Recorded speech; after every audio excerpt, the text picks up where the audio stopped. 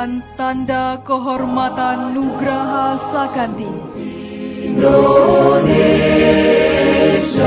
Keputusan Presiden Republik Indonesia nomor 49 TK tahun 2025 menganugerahkan Tanda Kehormatan Nugraha Sakanti kepada kesatuan di lingkungan kepolisian sebagai penghargaan atas jasanya di bidang tugas kepolisian yang bermanfaat bagi kepentingan bangsa dan negara.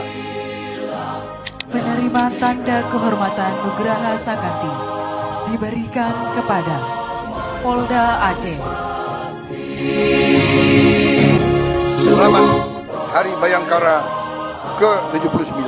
Jadilah insan Bayangkara yang rastra sewa kotama, polisi yang mengabdikan dirinya untuk kejayaan nusa dan bangsa. Jadilah polisi yang dicintai rakyat.